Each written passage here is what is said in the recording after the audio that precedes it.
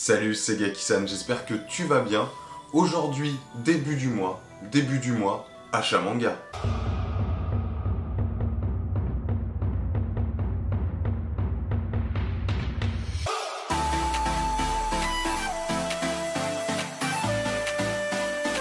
On commence cet achat manga avec le tome 12 de Time Shadow de chez Kazé Édition. Je vous en ai déjà parlé, c'est un manga style Re:Zero avec un protagoniste qui va mourir et revenir en arrière pour pouvoir changer les choses. Un style que j'aime plutôt bien, sachant que là on a vraiment une histoire un peu spéciale avec un protagoniste qui retourne sur son île natale parce que sa meilleure amie est décédée, soi-disant que son cadavre aurait été retrouvé dans la mer. Je vous dis soi-disant, donc vous avez compris que bon, il y a un petit truc bizarre. Et finalement on a une histoire qui est vraiment très bien écrite avec de gros mystères. Et c'est vraiment trop bien. Il ne reste plus que le tome 13 à sortir.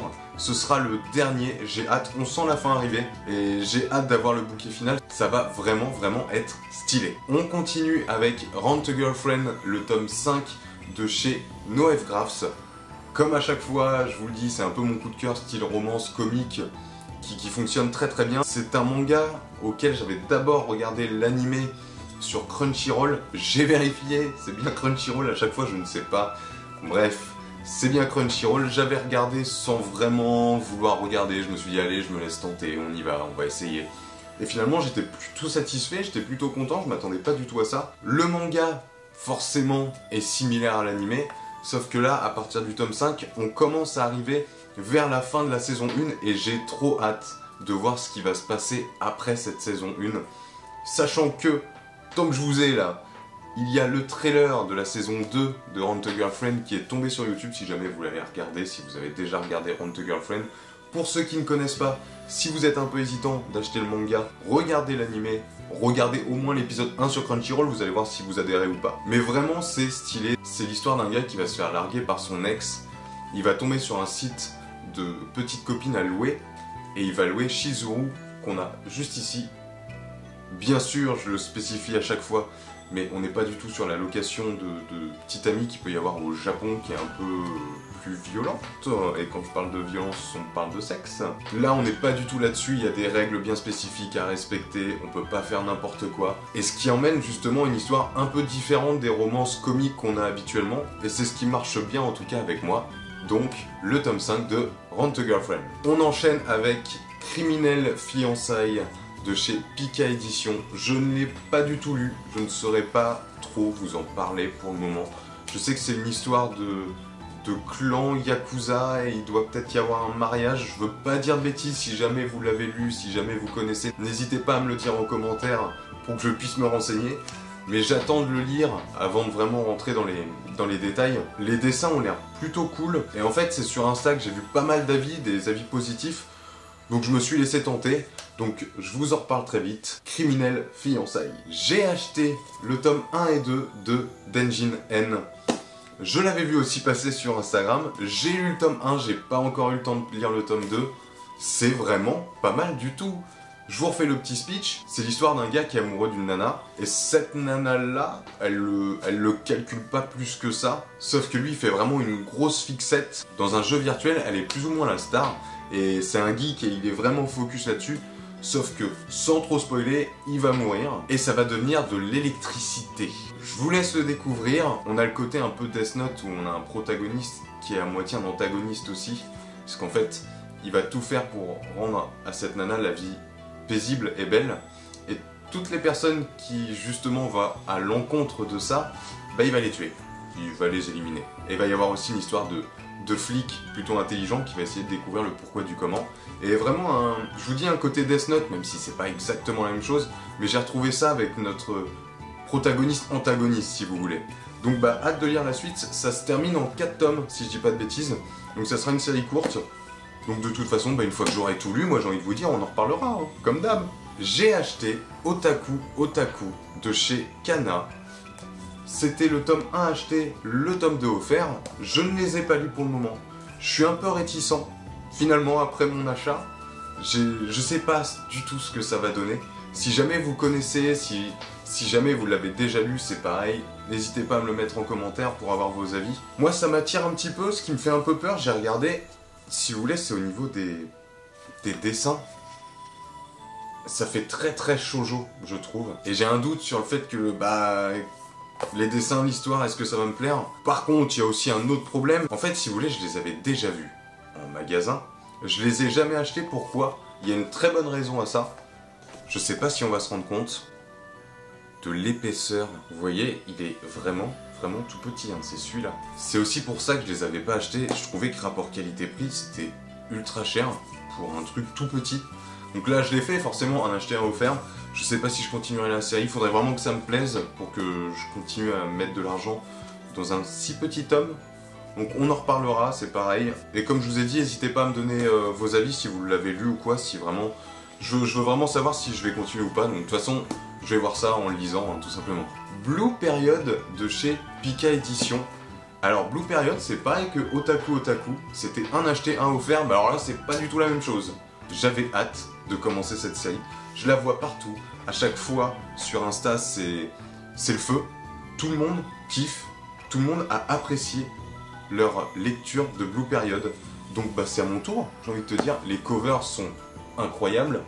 On est sur une histoire d'art.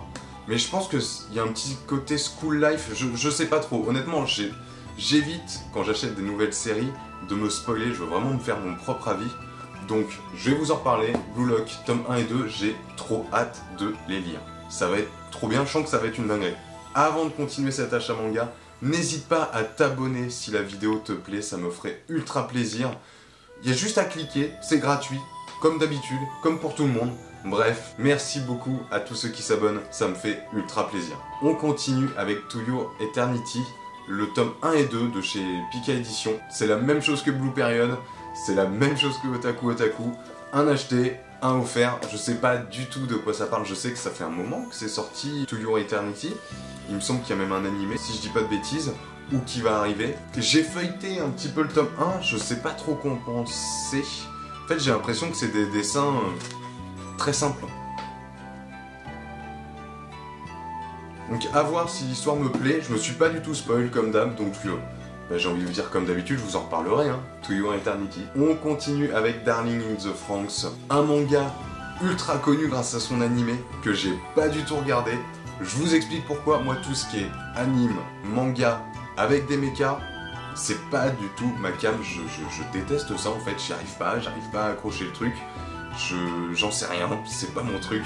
Mais ça avait fait tellement de bruit que je me suis dit le jour où il y a le manga qui va sortir, je ferai quand même peut-être l'effort d'acheter le tome 1 et de voir ce que ça donne. Je l'ai lu et j'avoue, j'ai été agréablement surpris. Pour le moment, les mechas on n'en voit pas tant que ça, l'histoire reste un peu floue, mais le début m'a plu, j'étais dedans quand je l'ai lu. Je sais que 002, elle est aimée particulièrement, avec le côté ecchi, de toute façon on ne peut que l'aimer.